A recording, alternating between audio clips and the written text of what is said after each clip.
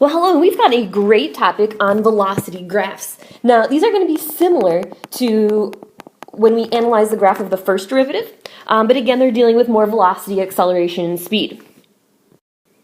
So why don't you pause it and get a nice sketch in your notebook, and then we'll get ready to attack this problem. So it says, the graph of v of t, representing the velocity of a particle moving along the x-axis on the closed interval 0 to 20, consists of one semicircle and 4 line segments as shown above. Now I think that's very clear. You can see the one semicircle and you can see the 4 line segments. Now to me, the most important part is labeling this graph. They clearly tell me this is v of t. And again, I think you're crazy if you're not labeling that for yourself. So similar, like I said, to the graph of the first derivative, I'm just going to slow down and I'm going to make myself 2 sign charts. The first one is going to be about velocity. Okay, now they did tell us we have the closed interval 0 to 20. All right, and the very first thing I always ask myself is, when does velocity equal 0? Those are my critical points. When does the derivative equal 0? In this case, that's velocity. So I'm simply looking at my picture literally to see when velocity equals 0. And I would say it 4 times. At 0, at 8, and at 13. Okay, so I'm literally just staring at my picture. I'm not doing any calculus. I'm just looking at my picture, finding my root, so to speak. I would say between 0 and 8, my velocity is negative because it's below the x-axis. Then it's positive in this section and negative in this section. Which tells me now I'm not going to put increasing, decreasing. I'm gonna actually write left and right for myself. This is moving to the left, to the right, and to the left. Now just as a reminder, since this is my critical point, since 8 and 13 are when velocity equals 0, I want to remind you that means that's when the particle is at rest. All right, so picture yourself, you're standing, I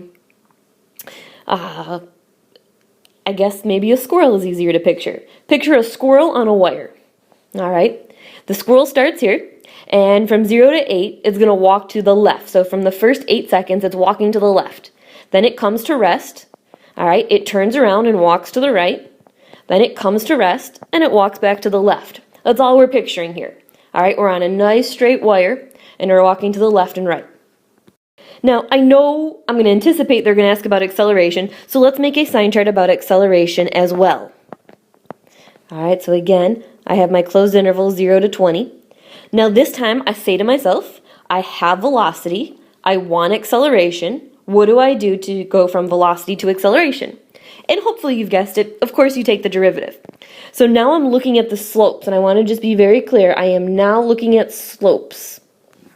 All right, so I would say I start with negative slopes and picture tangent lines on there until I get to this horizontal tangent of 4. So I'd say negative slopes until I get to 4.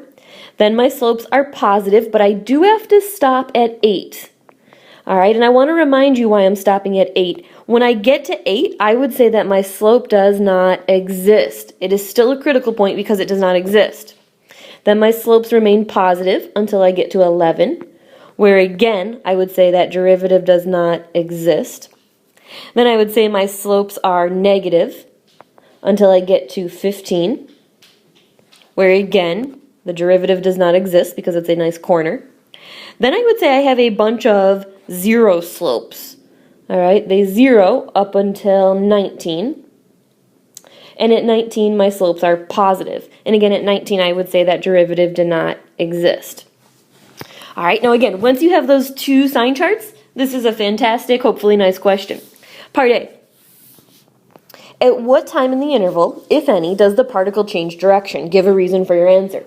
So I like to start with my justification. I know the second I see direction, I'm talking about velocity. So I'm going to say v of t, if I change direction, v of t simply changes signs.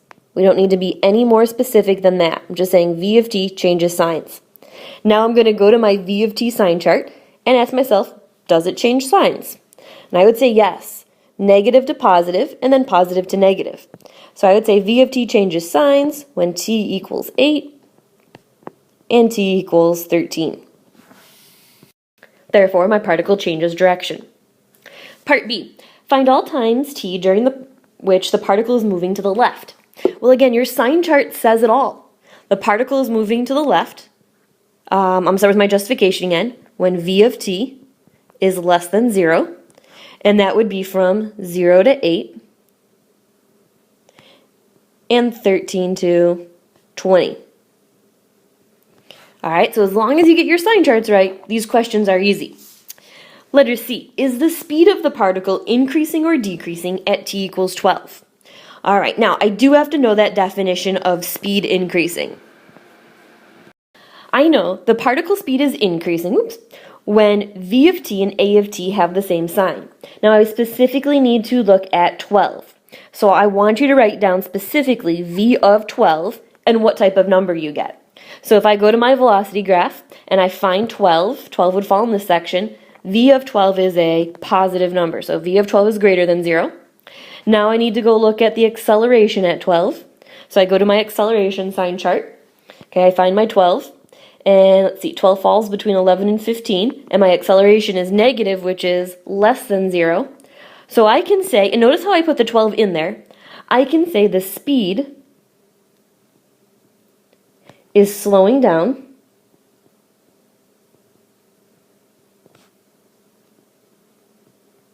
because v of 12 and a of 12 have different signs.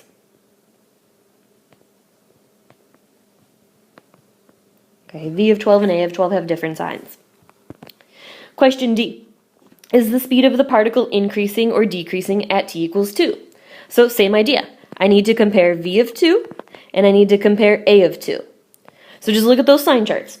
v of 2 falls in this section, which is negative, and a of 2 falls in this section, which is negative. So I will say they are both less than 0. Therefore, I can say that the speed of the particle is speeding up. And again, v of 2 and a of 2 have the same signs. Notice I'm not saying v of t. Be very specific at the number they give you. v of 2 and a of 2 have the same signs. Next example. So we've got the graph to the right shows the velocity v of t of a particle moving along the x-axis for 0 to 11. It consists of a semicircle and 2 line segments. Use the graph and your knowledge of motion to answer the following questions. So I just want to slow down and really remind myself that I am staring at velocity, and that's the whole key to solving this problem. I am staring at velocity. So again, I'm going to slow down and I'm going to make myself 2 sign charts, one for velocity and one for acceleration. So at this point, you should pause it, do the same thing, and then compare to see if our sign charts match up. So I've got my sign chart for velocity. Again, the first thing I did is I said, when does velocity equal 0? That was my first setup here. So I said velocity equals 0 at these 3 points. So at 0, 4, and 10. So I'm above the x-axis, so my velocity is positive. And I just want to remind myself that means I'm moving to the right. Then I come to rest. All right, so let's be very clear. When I use those critical points, that's when your particle is at rest. Then I turn and walk to the left. Then I come to rest again. And I turn and walk to the right. So I want to be clear that this is direction. Again, if you haven't done it, pause it and make your sign chart for acceleration. All right, pause it, see if it matches with mine.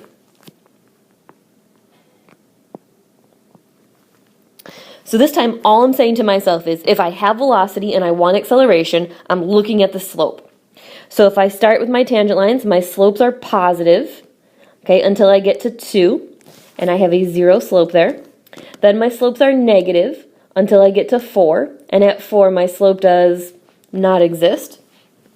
My slopes remain negative until I get to 8, where again the slope does not exist. And then all of my slopes are positive. All right, so again, the whole key to this one is that I was looking at slope. So question 1 says, at what time between 0 and 11 is the speed of the particle the greatest? All right, now we haven't seen this question before. Notice they use the word speed, but they don't say, is the speed increasing or decreasing? What they say is, when is the speed the greatest? So you'll recall we have another definition for speed. Okay, again, not when it's increasing or decreasing. If you think of yourself driving in a car, you know, we've all sped just a little bit at some point. Your speed is always a positive number. So speed, recall, is the absolute value of velocity. So here's what you need to do. You need to take this graph and you need to take its absolute value. Now think about, we've done this before, think about what absolute value does to a graph. It takes anybody and makes it a positive value. So it's not going to affect this graph at all because these velocities are already positive. It's going to take anybody below the graph and reflect it above the graph and make it positive. So hopefully you can picture that it's just taking this piece and reflecting it above the graph. So the question says, at what time does this happen? I would say at t equals 8. And again, my justification is the absolute value of velocity. Question 2. At which of the times, 2, 6, or 9, is the acceleration of the particle the greatest? Alright, so again, in my head I'm saying acceleration means I'm looking at the slope of velocity. And if it wants to be the greatest, basically I want to know where I have the greatest slope or the steepest. So let's go ahead and look at our graph and let's look at those specific values. So my first number is at 2. If I were to put a tangent line at 2, okay, I want my slope, we just said, what is the slope at 2? Well, clearly the slope is 0, I'm sorry. So I would say a of 2 equals 0. Okay, now let's evaluate at t equals 6. So I'm going to go to 6, I'm going to put my tangent line because I'm looking at the slope. And I could actually figure out exactly what it is, but I do know at 6 it's a negative value. So I'm going to say it's less than 0. Now, like I said, I could figure it out. I could obviously do rise over run. Let's see, 1, 2, 3, 4, 5, 6, I believe, over 1, 2, 3, 4. Negative 6 over 4 would be my slope. And lastly, let's look at t equals 9. If I go to 9 and put my tangent line, I am clearly getting a what type of number? Okay, that is definitely a positive slope. So my answer would be, at 9, my acceleration is the greatest. Question 3. Over what time intervals is the particle moving to the left? All right, well again, anytime I see moving, that's my direction, I'm thinking about velocity. And I'm going to start with my justification. V of t is less than 0 if I'm moving to the left. And I can just simply look at my sign chart. So I would say from 4 to 10. And question 4. Over what time intervals is the speed of the particle decreasing? So now I see speed, but I see that word increasing or decreasing. So I'm going to again start with my justification. V of t and a of t, if my speed is decreasing, I'm going to say have different signs. All right, so I'm just going to look at my sign charts and see when velocity and acceleration have different signs. All right, so they start off the same. From 0 to 2 I'm positive, 0 to 4 I'm positive. So I would say I'm different on that interval. Whoops, I'm just going to kind of box my answer in down here. I would say I'm different on the interval from 2 to 4. And if I keep comparing, let's see, 4 to 10 I'm negative. 4 to 8 I'm negative, so I would also say on the interval from 8 to 10. Now, perhaps you're thinking, you know, I can do this without making these sign charts, and that's okay too if you can mentally do this. Now, again, if you have to second guess yourself once, the sign charts are a piece of cake. But if you could just look at this picture, all right, I can clearly see that this velocity is negative, so I know I'm moving from the left from 4 to 10. And again, I can read that off my sign chart. But again, if you start to pick up this a little quicker, feel free to use your graph to answer those questions. Well, believe it or not, that does it for us tonight. If you got stuck on any of those, remember rewind, replay, and come see me if you need any help. Have a great night.